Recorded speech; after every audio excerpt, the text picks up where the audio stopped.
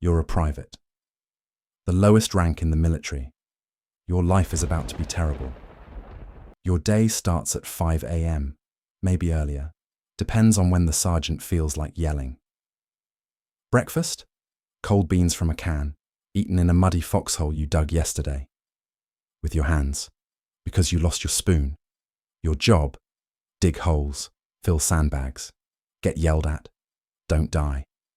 You dig foxholes. So many foxholes. You're an unpaid excavation contractor, except instead of payment, you get yelled at and shot at. KP duty, kitchen patrol. You peel potatoes for hours, mountains of potatoes, enough to feed 1,000 men. Everything smells like potatoes. Everyone outranks you. The corporal yells at you. The sergeant yells at you. The lieutenant ignores you. The captain doesn't know you exist. You sleep in mud. When you sleep. Because guard duty exists, and you're always on it. Your equipment. Whatever wasn't taken first. Your rifle doesn't work great. Your boots have holes. Your uniform doesn't fit. At least you can complain. To other privates. In the foxhole. While eating cold beans. The unofficial motto: the closer you are to bullets, the lower your rank. You're very close to the bullets. You're a sergeant. You actually run everything. Officers make decisions. You make them not suicidal. You've been in combat. You know what works. You know the lieutenant's plan will get everyone killed. Sir, with respect, that's a terrible idea. You say this 17 times daily. The new lieutenant thinks he's in charge. Adorable. You let him think that while actually organizing the squad to not die. You're the bridge between idiots below and idiots above. You know what you're doing. They don't. You eat slightly better food. Still terrible. But warm sometimes. You have coffee. Real coffee. Your most valuable possession. The men respect you because you keep them alive. Officers tolerate you because you make them look competent. You sleep in slightly less mud. Still outside. Still uncomfortable. But earned. Your job, train privates. Execute officers' plans. Don't let anyone die stupidly. When things go wrong, you fix it. When things go right, the lieutenant takes credit. You're fine with this. Credit doesn't stop bullets. You're a lieutenant, fresh from officer academy. You know everything about warfare from books, nothing from experience. You're 23 and commanding 40 men. Most older than you.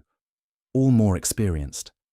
Your sergeant has 2 years combat experience. You have 2 weeks. Everyone knows this.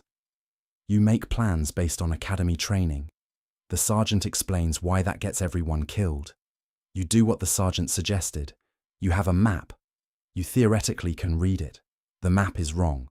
Or you're holding it upside down. The sergeant fixes it. You sleep in a tent. With a cot. Luxury. You feel slightly guilty. Not guilty enough to give up the tent. You eat better rations. Still bad. But warm. Your biggest fear isn't dying. It's looking stupid in front of the sergeant. Or getting men killed because you made a textbook decision in a non-textbook situation. The captain gives impossible orders. The sergeant makes them possible. You're middle management of warfare. After 6 months, you're dead, promoted, or competent. The sergeant is betting on option 3. Barely. You're a captain, company commander, responsible for 100 to 200 men. You survived being a lieutenant. You're competent or extremely lucky. Probably both. Your day is paperwork. Requisition forms, after-action reports, personnel reports. The war runs on paperwork. You know your soldiers by name. If you're good. If you're bad, you know them by casualty reports. You're drowning in logistics. You need ammunition, food, replacements, everything. You have nothing. High command says, take that hill. You have half the men and quarter the ammunition needed. You take it anyway. You sleep in a tent, sometimes a building. You have a bed. Lumpy and terrible, but not mud. You eat hot food from field kitchens. Still army food. Still bad. But warm and on a plate. You're close enough to fighting to be in danger. Far enough to not get shot constantly. Your job, keep your company alive. complete impossible missions, fill out paperwork about both. You're a colonel, battalion commander. You've left the direct combat zone. You're close enough to hear artillery, far enough it's not aimed at you. Your job is planning, moving units, coordinating attacks, dealing with impossible orders from generals and desperate requests from captains. You sleep in a commandeered building, real bed, sheets even. You eat actual cooked food at a table, with silverware. Still army food but presented nicely. You have aides, people who do things for you.